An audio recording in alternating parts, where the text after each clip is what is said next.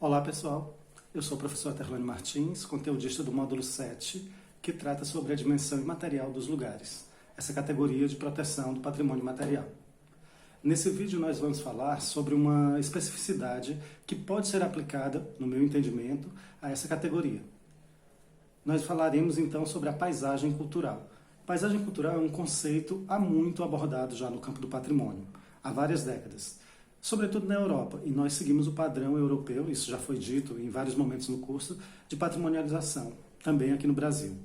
Então a paisagem cultural, ela é adotada como forma de proteção pela Unesco, a partir das suas declarações de bens como paisagem cultural, a partir de 2002. É uma coisa recente, mas não tão recente assim, já temos um tempo para pensar sobre ela. No Brasil, nós temos uma normativa que no momento está suspensa, uma normativa do IFAM, uma portaria de 2019. É a portaria 127, nós vamos falar um pouco mais sobre ela à frente. No texto do módulo, eu apresento um pouco, cito, relato, faço a referência dessa portaria e tem lá o link para vocês conferirem ela na íntegra. Mas ainda pensando sobre a declaração da Unesco, sobre paisagem cultural, é importante, entre tantas que já foram declaradas no mundo, pensar sobre uma que nos diz respeito propriamente, a paisagem cultural do Rio de Janeiro. Em 2012, houve essa declaração e o Rio de Janeiro foi a primeira paisagem urbana declarada como paisagem cultural no mundo. Lembro nos idos de 2005, 2007, quando eu estava no Programa de Especialização em Patrimônio Cultural do IFAM, o PEP, que hoje é o mestrado profissional em Patrimônio Cultural, Preservação do Patrimônio Cultural, nós discutíamos muito a questão da paisagem cultural. Era um tema central. E naquele momento a instituição começava a pensar, claro, aqueles pensamentos institucionais foram se desenvolvendo e resultaram nessa portaria que eu já citei. A portaria de 2009, a portaria 127, ela traz o conceito, né, de como nós no Brasil referimos o que é uma paisagem cultural.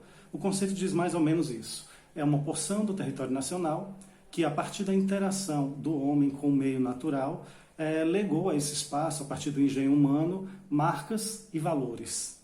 Essas marcas e esses valores seriam o que nos permitem abordar uma paisagem como uma produção cultural, uma produção também humana. Nesse sentido, é importantíssimo pensar essa que eu já citei, o Rio de Janeiro. O Rio de Janeiro, como paisagem cultural, ela tem diversas especificidades. Para a gente poder pensar, a gente tem as áreas naturais, as áreas construídas, toda a paisagem daqueles morros. A gente tem também a situação das favelas, que não estão incluídas nessa declaração de patrimônio cultural. E isso é uma coisa a se pensar, né? Por que as favelas ficam de fora? Por que só as áreas urbanas pacificadas estão presentes? São temas que a paisagem cultural nos permite discutir. Gostaria então de pensar essa paisagem cultural a partir da chancela promulgada pelo IFAM, mais hora suspensa, como já disse, a partir dos casos que nós tivemos como casos de estudos no nosso módulo, né? Principalmente o caso cearense, os dois casos cearenses, que são casos de tombamento, não de registro, portanto de patrimônios materiais e não imateriais, mas que a gente pode fazer uma relação, principalmente porque a gente tem tentado pensar em todo esse módulo na perspectiva do patrimônio integral. E se estamos falando de patrimônio integral, estamos falando das suas dimensões unidas, a dimensão material e a dimensão imaterial. Assim, pensar paisagem cultural, como requer a chancela, deveríamos pensar num ponto específico, o plano de salvaguarda, o plano de gestão, que é o que está previsto na chancela. Ali tem uma coisa que me parece muito importante, que vem sendo discutida desde o início da patrimonialização no Brasil, que é a atuação do Estado junto com a sociedade civil. No caso do plano de gestão da chancela da paisagem cultural brasileira, inclui-se aí um terceiro ente, que é a iniciativa privada. E aí vem outros pontos para que pudéssemos pensar sobre isso. O turismo, me parece, eu entendo, seria sobretudo essa parte da iniciativa privada que se interessaria pela paisagem cultural. Nós tivemos, eu lembro, pelo menos 2 casos em estudo aqui no Brasil, Jalapão e aqui no Ceará mesmo, uma paisagem cultural de Beberibe, ali em torno da questão da pesca artesanal, da construção dos barcos e da pesca. São estudos também paralisados, mas podemos pensar como se faria essa gestão integrada. É importante pensar numa gestão integrada, é isso que nós vemos discutindo desde o início.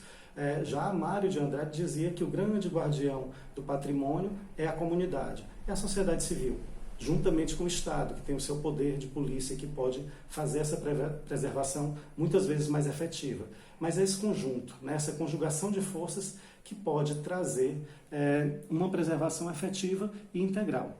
E aí nós poderíamos pensar num patrimônio também integral, não tão separado, não tão dissociado pela sua condição, pela sua dimensão, sua natureza específica, material e imaterial, mas a junção disso tudo, né? Pensar essa porção do território nacional com suas especificidades, como patrimônio material e imaterial, em conjunto.